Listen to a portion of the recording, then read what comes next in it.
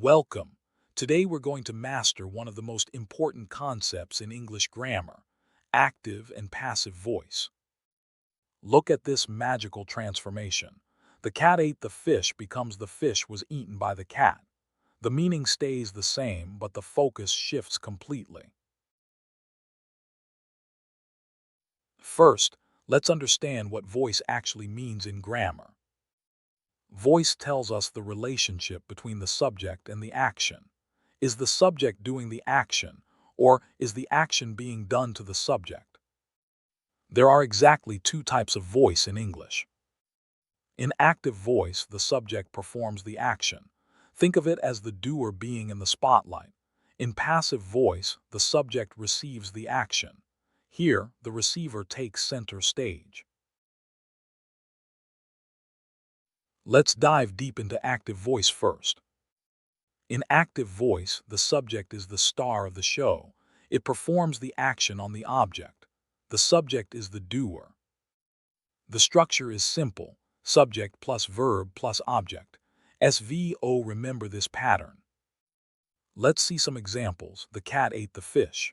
Here, the cat is the subject doing the action. She writes letters. She is performing the action of writing. John kicked the ball. John is the doer. Now let's explore the passive voice. In passive voice, something amazing happens. The object from the active sentence becomes the new subject. Now the receiver of the action takes the spotlight. The structure is object plus a form of be plus V3 plus by plus the original subject. V3 means the past participle form of the verb. Let's see the examples. The fish was eaten by the cat. The fish is now the subject receiving the action. Letters are written by her. The ball was kicked by John. Notice how the focus has shifted to the receiver.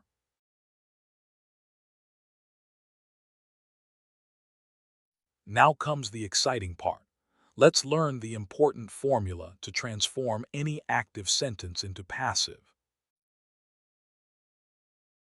Step 1. Move the object to the beginning. Step 2. Add a helping verb like is, are, was, or were. Step 3. Change the verb to its past participle form V3. Step 4. Add by, followed by the original subject at the end. Watch how it works. The cat ate the fish transforms into the fish was eaten by the cat. Beautiful, isn't it? Now, let's watch the transformation happen step by step. This is where the magic unfolds. Here's our active sentence. The cat ate the fish. The cat is the subject, ate is the verb, and the fish is the object. Step 1. The object, the fish, moves to the front. Watch it travel to become the new subject. Step 2. We add the helping verb was. This is essential for passive voice. Step 3. The verb ate changes to its past participle form, eaten. This is V3. Step 4. We add by before the original subject. By the cat tells us who performed the action. And there we have it. The sentence is now in passive voice.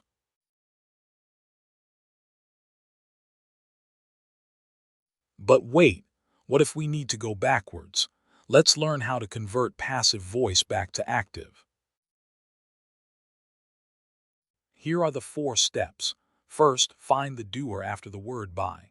Second, make that doer the new subject. Third, change the verb back to its simple form. Fourth, the original subject becomes the object. Watch, the letter was written by her. We find the doer, her, and make her the subject. The verb was written becomes wrote, and the letter becomes the object. She wrote the letter. Now that you know how to transform sentences, let's learn when to use each voice. Use active voice when the doer is important, when you want direct and clear writing, in everyday speech, and in news headlines. Use passive voice when the doer is unknown, when you want to focus on the receiver, in scientific writing, or when you want to be diplomatic or formal. Let's see how active and passive voice are used in real-world situations. In news headlines, active voice is preferred because it's direct and impactful. Scientists discover new planet.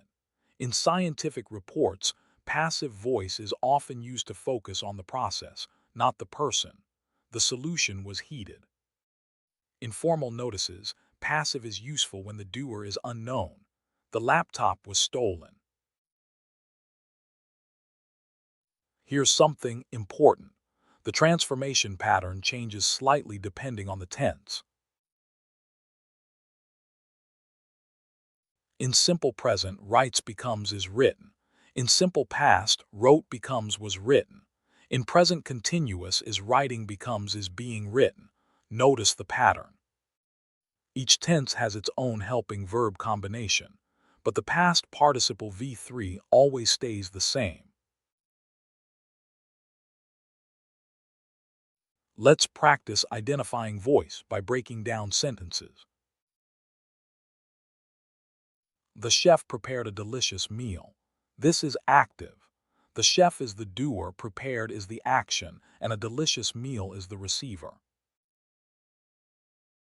A delicious meal was prepared by the chef. This is passive. The meal is now the subject, was prepared is the verb with helping verb, and by the chef tells us the doer. Remember this golden rule.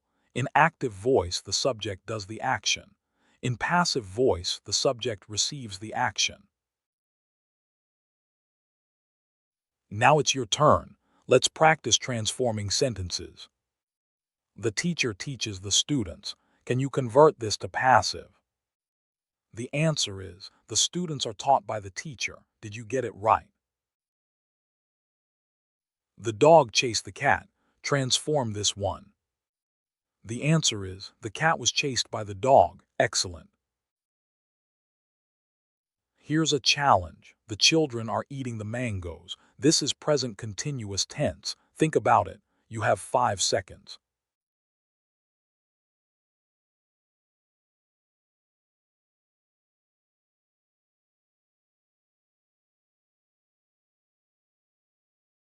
The answer is, the mangoes are being eaten by the children. Did you get it right? Amazing work. Before we finish, let's look at some common mistakes students make and how to avoid them. First mistake, using ate instead of eaten. Remember, in passive voice, always use the past participle V3, not the past tense. Second mistake, forgetting the helping verb. You must include was, is, are, or were before the past participle. Third mistake, using the wrong verb form. Eat should be eaten, not eat or ate. Let's recap what we've learned. Active and passive voice are two powerful ways to express the same action. Here are your key takeaways. In active voice, the subject performs the action. In passive voice, the subject receives the action. Always use the past participle or V3 form in passive sentences. And the word by introduces the original doer of the action. Remember, mastering both voices makes you a powerful and versatile writer. Congratulations! You've learned the art of transforming sentences between active and passive voice. Now you can transform sentences like a pro. Keep practicing, and you'll master both voices in no time.